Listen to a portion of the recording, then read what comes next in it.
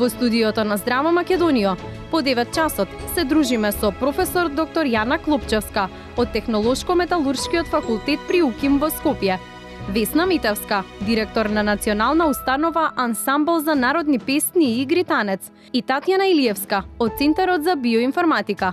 Останете со нас до 11 часот.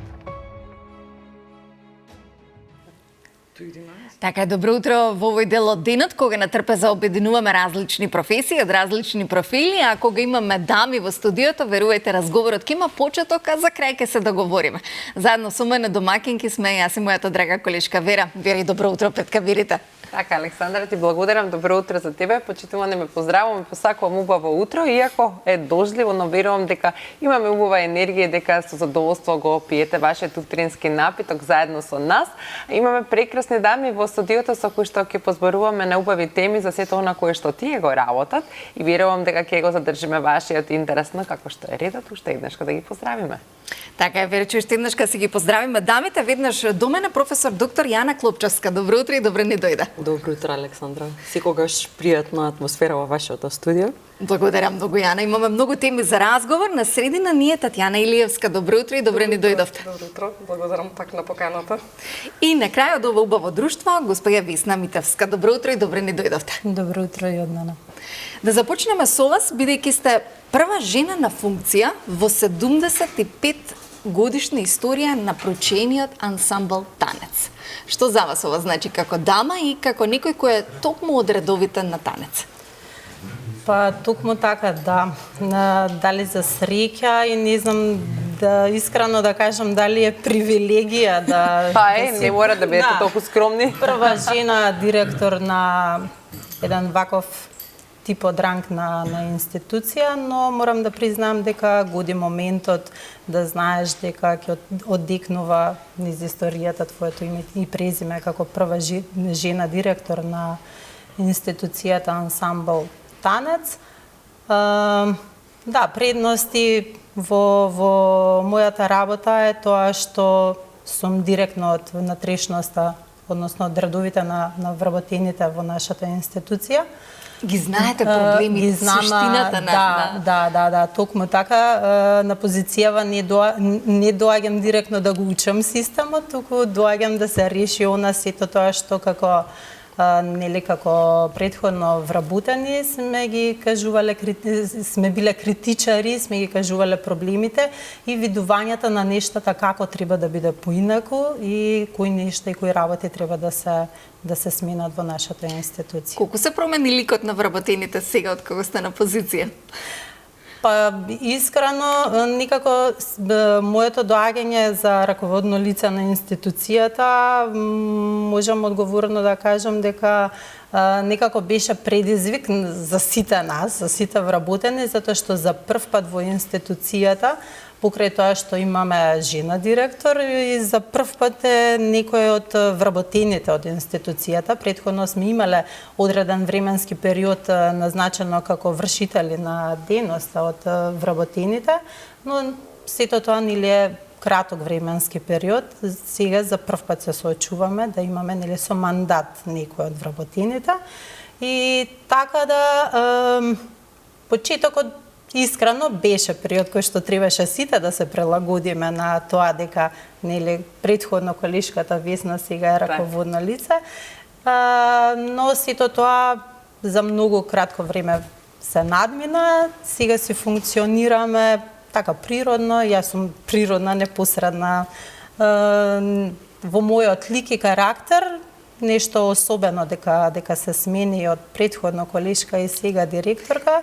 Нема некоја многу голема разлика, но има одредени моменти и дел од денот, нели кога приватноста треба да се надмине и нели како што се вели пријателството во еден момент, така, но службата и одговорноста во друг дел од денот. Така токму така, затоа што оваа институција постои нели 76 години во нашата работа не постои простор за импровизација, за грешка, така да сите треба и се однесуваме најпрофесионално и одговорно. И натаму да нижете успеси како досега и има многу настани за кои сакам да зборуваме во текот на ова гостување, но професор Јана, ако зборуваме за први работи, вие сте прв професор кој на еден различен начин пристапивте на биотехнологијата која и предавате во редовите на универзитетот од каде ни доаѓате, но и поразлично пристапивте и до студентите и до македонската јавност со сервирање на храна која не секојдневна. Да. Многу интересно е дека јас почнав таа храна да правам веќе 10-та година. Значи, следнава јубилеј, да. Така. Никако јубилеов малку порано го прославивме со во годинешниот Fashion Weekend. Така, ќе погледнеме фотографии подоцна, да? Така, мислам тоа го проектирав уште многу поодамне, сакав да изгледаме буквално како што изгледаше на ревијата. Целта беше да се донесе нешто интересно, ново и за прв пат во Македонија, сега после толку години. Буквално изгледаше како да сме, ајде да кажем, да бидам нескромна, да сме во Њујорк. Целата атмосфера. Вистина беше така. Многу беше добро затоа што прво иницијативата на Fashion Weekend да биде во тој простор веќе втора година е многу интересна, веќе просторот го знаев, го скицирав како треба да изгледа и најбитно од све што соработниците ми дадоа доверба да направам нешто што до сега не беше секојдневно. Да. Колку луѓето се охрабруваат да вкусат нешто што е различно, што е создадено во лабораторија? Низ годините прво пробуваа, па не пробуваа, па прашуваат. Сега ги гледав, така беше затворен тип ревијата, некои 70 на луѓе, каде што имаше мени и буквално читаа или не читаа што треба да се јаде, па некој ме прашува ова се јаде, а што треба од ова да се јаде? Значи целата приказна експириенс или искуство. Да биде интересно и никој да ги води низ тоа искуство, што треба да пробуваат, а што не. Многу беше интересно, а ова треба цветот да го јадам, викам, само тоа не треба да се јаде. Само тоа што изгледа најинтересно не се јаде. Да. Но кога сме кај храната и кај здравјето, Тања, вие се грижите на еден поинаков и различен начин. Време е на сезонски вируси, настинки, но имате современо решение. Споделете ни повеќе за истото. Па во суштина, наместо да го оптеретуваме организмот со било какви не велам дека не треба суплементи. Меѓутоа, во овој период да избегнеме користење на антибиотици, да има отежното функционирање заради силни воспаленија. Ние најдовме начин, мора да кажам, оваа година многу пофункционално и многу побрзо решение за вирозите. Вирусот од секогаш бил попроблематичен за третирање, меѓутоа оваа година најдовме како имунолошкиот систем точно да го препознае, во моментот многу брзо да реагира на симптомите предизвикани од вирози. Вирусот нема да исчезне, меѓутоа ќе го поминеме буквално како да го немаме, реално. Нашата корекција на овој проблем е само со давање на клеточни сигнали, кои што точно ќе дадат инструкција на нашиот комплексен организам и систем како нормално да функционира. Интересно. А како да го запреме старењето, доктор Тања? Може ли, има ли? Тука сме 5 жени во студиото, секоја е различна генерација и сите сакаме да бидеме вечно Тоа млади. ни е најзабавната тема кај нас во нашата клиника. Да. Верувајте, направивме големо истражување што се случува на тема анти-ејдж, подмладување, ревитализација. Како што спомнав, пред да започне емисијата, во Америка минатата година се потрошени 80 билиони на анти-ејдж програмата. А замислете, на кардиоваскуларни проблеми и онколошки терапии потрошени се околу 25 билиони. Која е разликата? Значи, малтене луѓе повеќе сакаат да изгледаат добро. А знаете што? Ама и тоа не е ни лошо. Зошто? Затоа што сме имале онколошки пациенти кои што наместо да се фокусираат на тоа дали сите метастази ќе се повлечат и колку и дали им е лошо, пример кај нив сме третирале да не им опадне косата. Да, за жал. Знаете тоа колку убаво им делувало? Напротив, кога ќе се види дека личи, делува. и самиот фокус се ќе се пренамени и ќе се пренасочи кон нешто што е сосема конструктивно, наместо да западнат во некаква депресија или лоша ментална состојба поради заболувањето. И тие пациенти не се најдобри. Да, таков пациент кој што јавно проговори беше сопругата на нашиот извонред Антони Михајловски, каде имате помогнато да сето тоа се надмени и преброди. Ви благодарам за тоа што јавно и таа го сподели и вие ни го споделивте. Но повторно да се навратиме Весна на вас. Малку пред да станете директорка бевте играорка во танец. Започнавте и како вокален солист. Каде повеќе се пронаоѓате? Во песната или во танцот? Во играта, несомнено дека е во играта, затоа што уште од 7-ма оделение да ја започнам така приказката во мојот дел од уметноста. Уште од 7 годишна возраст сум член бев во културно-уметничките друштва. Потоа за моја голема среќа, за прв пат кога требаше да го продолжам моето средно образование, нели после основното, за прв пат се отвори во средното музичко училиште насоката за традиционална игра и песна, така да сум и таму прва генерација на образовани играорци, за потоа да се склопат куцките и да испадне прилика да се вработам во ансамбл танец. На почетокот, почетоците во ансамбл танец првично беа во делот во игрорниот кор, но за краток временски период тогашниот директор, господинот Бошко Тринески, го формираше вокалниот состав, односно вокалниот хор во ансамблот танец. Ми се чини дека како за негови почетоци немаше доволен број за да се исполни нели целиот тој состав и дел од новите вработени од игрорците не прифрли за да го надополниме местото да се формира нели вокалниот состав и така да од 2007 до 2011 бев во хорот на ансамблот. Потоа од 2011 па се до 2024 се вратив онаму каде што сум всушност јас и сум своја на своето, односно во делот во игрорниот кор на ансамбл. Така. За да танцуваме, за да изгледаме младо, потребна ни е убава храна. Но, Јана, на прекрасна статија за вас прочитав дека ја наоѓате моќта во малите растенија. Па колку најголемата хранливост се крие во најмалите нешта? Да, веројатно тоа беше и последното гостување во приказна, каде што постојано интересна некоја тема има, дали како нели експерт или како некогаш како граѓанин сум била дел од емисијата. Овој пат зборевме за она што е сконцентрирано во малите нели микробилки, па јас ги користам постојано во молекуларната гастрономија затоа што целата таа храна е некако сконцентрирана. Ми се чини дека предходното гостување ја правевме храната во студио и тука имаше...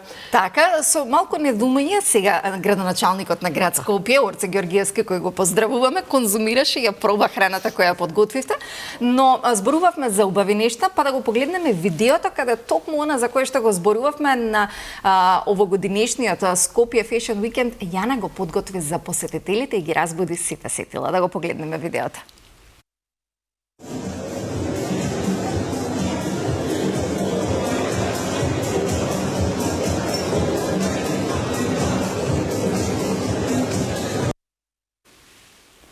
Јана, што се погледнавме и што беше послужено и подготвено? Ние го замислувавме ова, мислам, јас постојано сум работела низ годините на Fashion Weekend, меѓутоа како, еве, да речам, забавите, после ревиите сме ги правеле. Оваа година за прв пат имав некоја, како да кажем, одговорна задача да ја сакавме мало изненадување да направиме за публиката. Да го племените. Да.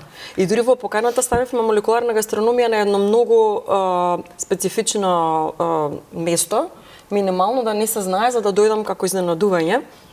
Јас излегов да ја најавам ревијата како спој нели на на убавина, на знаење, умење и нешто различно. Така, и подршка на македонски, прво и основно е македонска модна, нели моден бренд. Минимал, кој што ева ми даде, да речем, доверба да го направам тоа. И многу беше интересно затоа што откако ја најавив ревијата, специфично беше седењето на гостите. Значи не ги гледаа манекенките буквално на писта, туку беше масата која што ја погледнавме на видеото. По најавата јас почнав да го правам шоуто со тоа што се користеше нели инертни гасови како CO2 во форма на суфлет. Ќе ме разбере некој тука. Ве разбираат и штета што немаме можеби дополнително видео каде што тоа го правите магично, но за следна прилика можеби во нашата кујна тоа ќе го направиме. Да, можеме. Околу пред Нова година да направиме едно мало шоу. Но доктор Тања би ве прашала за третмани на ретки генетски заболувања кои за жал се почесто ги имаме во Македонија. Видете, веројатно ги имало и претходно. Меѓутоа не сме имале толку достапност за да ги испитуваме реално. Сега веќе стана нормално, доколку има некој некаква клиничка слика, првично да направи некое генетско испитување, за да се одреди која мутација на кој ген го предизвикува тоа всушност. Тоа не значи дека тие заболувања не се третираат. Може ли корекција да се направи? Апсолутно. Зошто? Затоа што веќе 20 на години, може и повеќе, постои наука епигенетика. Епигенетиката докажува дека одредени гени се активираат или се деактивираат во зависност од околината. Тоа што значи храната, загаденоста, начинот на живот, стресот, емоциите. Тоа на нас ни дава можност и да дадеме инструкции за да може тој организам нормално да функционира и тој ген кој што го направил проблемот да биде всушност на некој начин како успан. Ние не ја менуваме ДНК, не можеме да ја промениме, не ни е ни тоа целта, а и не мораме затоа што всушност си има начин како тој ген кој што не е добар и го предизвикува тој проблем само да се исклучи всушност. Интересно. Да, навистина. Но еве, се уште сме месец ноември, месец на машкото здравје, па колку мажите водат грижа за своето здравје? Дури изненадувачки, мажите повеќе водат грижа за своето здравје отколку жените, затоа што жените, јас исто имавме едно гостување, малку ми искритикува дека ги не паѓаме мажите. Не, супер се мажите, не беше тоа поентата, туку дека жените се забораваат себе, затоа што имаат многу улоги. Имаат семејство, имаат работа, имаат и тие се всушност откако ќе станат наутро до вечерта со некој распоред неверојатен. Кај мажите е малку поинаку, имаме и посветени мажи што апсолутно помагаат дома со семејството, тоа нели е нормално. Меѓутоа кај нив постои некој друг ментален склоп кој што со годините им се активира потребата да се погрижат за здравјето, што е за пофалба. Така да треба малку да гледаме. Никако да оставаме, ајде ништо немам време, ајде утре ќе помине. Можам, јас, ова не ми е баш така. Многу улоги. Многу улоги, точно, јас мислам дека тоа. Кога сме кај улогите, Весна, вие сте прва генерација на етнокореолози. Што мислевте во моментот кога се запишавте на овој универзитет? Тукму така, да, прва генерација, некако си така низ мојот развој, прва генерација образовани нели во средното музичко, прва генерација жена директор, прва генерација од првите генерации на дипломирани етнокореолози. Што прво значи да објасниме за граѓаните? Етнокореологија е наука за народните танци. Така. Така да си прво нештото пред се многу одговорна работа, затоа што ти си тој кој што темелите на нештото ги се поставуваат. И како ќе се постават темелите, понатака секој еден нели се повикува на оноа што од некаде се започнало. Така да не е мала работа нели да си во нештото прв, затоа што немаш право на грешка. Дали сметавте дека ќе бидете ова денес? Дали со таква визија го започнавте се она што го градевте долги години наназад? Искрено дека ќе бидам прва жена директор, не. Многу искрено, да. Но како уметник, како вработен во ансамблот, некој кој што институцијата на вистина си ја сметаш и си ја сакаш како втор дом, како дел од себе. И како критичар сите оние нешта кои што нели ќе се повторам пак претходно си имал поинакви видувања како нештата треба да бидат и да функционираат. Нели секој еден од нас за многу работи се вели да можам јас сега во овој момент нештото нели да го сменам. Да, и ето, дојде тој момент, па искрено се надевам дека ќе ги промениме работите на подобро. Да, на подобро. Танец навистина изобилува со оние носи кои што се гордости, можам да кажам на некој начин, од сето она кое што Македонија го поседува, нешто како традиција кое што го имаме. Колку тоа сметате сега дека или би сакале нешто да подобрите? Имате ли соработка можеби со некои од жените во руралните средини кај што дополнителни фути, сите оние чорапи, плетене кои што на времето се правеле, меѓутоа и сите тие носи треба да се возобноват? Токму така, да.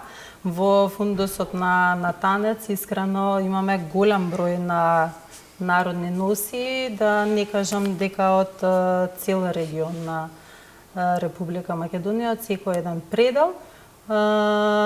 Има одредени предели кои што се уште како примери ги немаме во нашата институција, но со тенденција, нели, дека ќе работиме на нештото, да секој еден дел од народни носи да биде во ансамбл танец.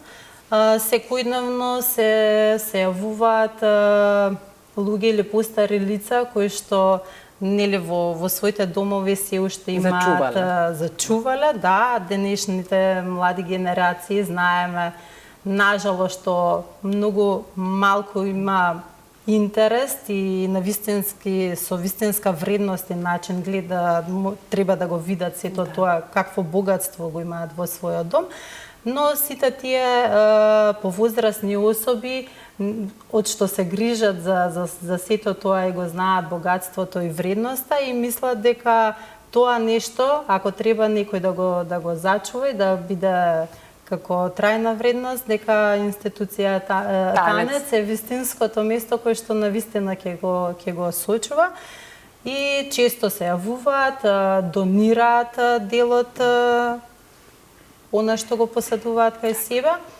но како и да е, на теренот се уште постојат голем број на народни обликовни има ли развој кои што можат да се откупат?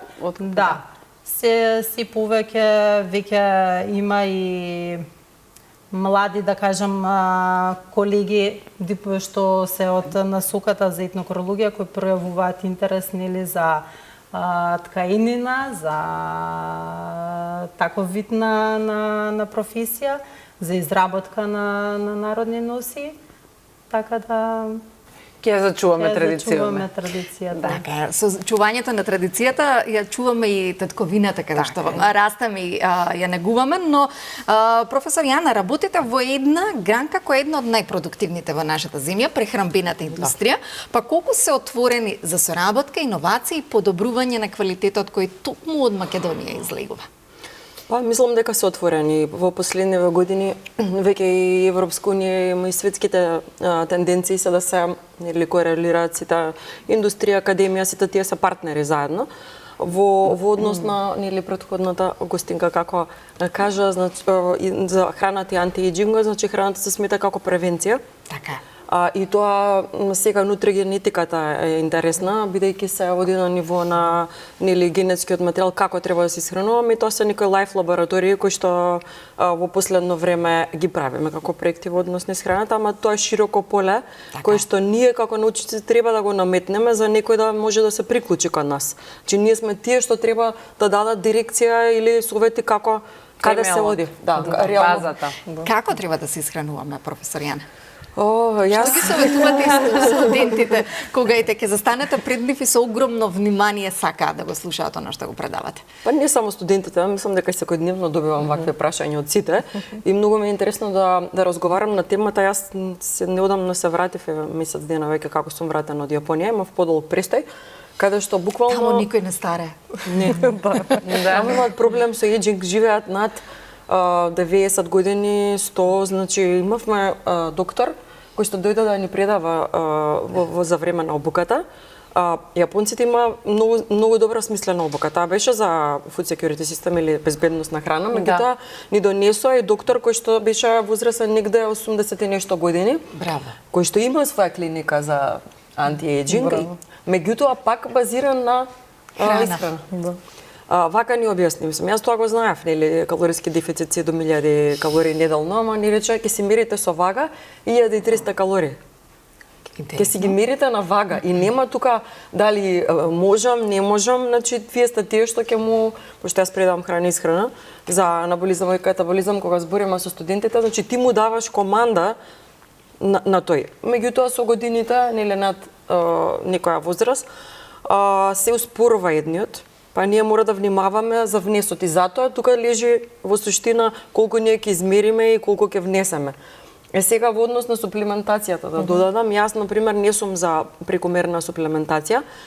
Еве ќе кажам како јас како индивидуум што правам, детектирам каде има одредена слабост.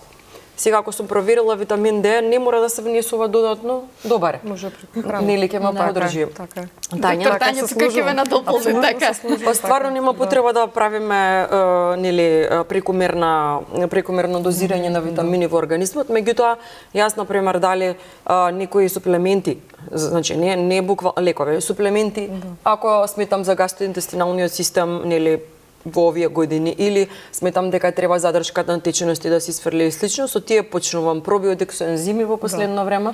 Тоа ми е така поинтересно, затоа што ензимите ги катализираат реакциите, ги забрзуваат пак ќе речам подредени години кога сме. Не само за антиеджинг. Зборуваме за по 40, да не разберат погрешно. Или за над 40 да зборуваме. Кажете нешто за 40. Така да е интересно како јапонците внимаваат на свето и за се нешто има. Некои апчиња за бјути колаген, нешто почнавме така еве 2-3 месеци. Пробувам на себе прво, па после кажувам. Кој е најдобриот совет? Ете, од професор кој има 86 години, кој не само за калориската вредност, туку и за да биде умот активен. Кој е најдобриот совет? Бидејќи вие може да го задржите лицето да ви изгледа одлично, феноменално, да изгледате како да имате 20, но умот некаде затајува во меѓувреме. Тоа е најдобриот психолошки совет, работа на себе. Работа Значи на себе. буквално таа убавина или здравје доаѓа од работа на себе. Ми се чини дека психолошкиот момент и преку менталната гимнастика. Да, на клетките се мислам пренесува тој импулс, колку што јас. И јас сметам дека треба да ни биде забавно. Треба да го направиме животот забавен. Да ни биде забавно. Треба да тоа што ни е пасија, тоа да го правиме. Така е. Тоа е Така, тука решението. мислам дека сите се согласуваме, но доктор Тања, патологии, многу патологии. А кои пациенти најмногу се упатуваат кај вас на биоинформатичка анализа? За жал имаме многу дечиња со проблем со нервен систем, со задоцнет говор, со Имаме епидемија на такви диагнози. Епидемија. Реално 50% од пациентите во текот на денот ни се дечиња. Среќа имаме вистина одличен резултат кај нив. Тоа е малку процес кој што трае. Меѓутоа, може да се регенерира нервниот систем и тие деца, дел од нив, да се оспособат да бидат одлични, без никаков проблем, дел од нив да се функционални и осамостоени. Сепак зависи нели од самиот проблем. Алергиите веќе се се почести. Вирусите, да ви кажам, некако сме изненадени затоа што веќе не постои сезона на вируси. Цела година ни е. Грип има грип во среда лето. И тоа не е еден, веќе нели помодерно во лабораториите се прават тестови за вируси. Ако некој отиде да направи тест, минимум има 3 до 4 вируси во истиот момент. И тоа замислете што значи со 4 вируси во вас, Со тоа е имуниот хаос. систем. Имаме некој глобален проблем со здравието, нели очекувајќи дека како ни се менува свеста дека ќе имаме поздрава цивилизација, за чудо не може да сватам зошто се повеќе имаме здравствени проблеми. И тоа е малку нејасно. Нелогично. Нелогично, да. Меѓутоа, ете, веројатно и храната, и тоа што зборуваме. Не водиме сметка што јадеме, а тоа храната може да биде лек, меѓутоа може да биде и токсин за телото. Така. Но песната е здравие за сите. Најважно е, да. Весна, како долги години делот танец, која е вашата омилена кореографија, песна која некако ви буди емоции? Па сада не звучам нели онака клишено. Пристрасно. Или тенденциозно. Или тенденциозно, да, повеќе термини може да се употребат. Невестинско е едно така од кореографија која што во себе има цела историја, цела тежина и мислам дека за еден уметник тоа е вистинско достигнување и гордост да застанеш на сцената и да го изиграш невестинското. За машките тешкото. За машките тешкото, осогувка, од женски кореографии, исто така сакав да ја споменам женско чамче. Така и секако Тресеница е доста популарна меѓу Тресеница е популарна, луѓето, да, така да веќе и на фамилиарни виселби свадби почнуваат да ја бараат тресеница. Така да тие некои кореографии би ги издвоила од песни, така ми е драга што си толку лено гајлелија, затоа што можеби со таа песна поминав на аудицијата за вработување во ансамблот. Интересно дека уште ја паметите. 20 некои моменти не се забораваат. 22 овој месец веќе имате закажан настан. Каде, на која локација, која е цената на билетот и каде можат нашите гледачи кои во овој момент се на Канал 5 да се упатат за да уживаат во она што значи танеци извонредна изведба како и секоја година. И за кога ќе биде закажан новогодишниот концерт на танец? И тоа И кога ќе испраќаме во пензија? Многу прашања најдеш. Да, навистина танец е овој период што следи, има до крај на годината, ако останува уште малку, но има многу уште доста работа.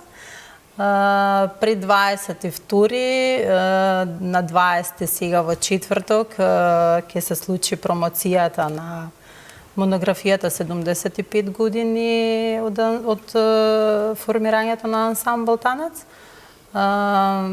Промоцијата ќе биде во Универзитетската библиотека Кирил Охридски, во новата мултимедијална читалница, која што денес директорот ќе ја пушти свечено во употреба.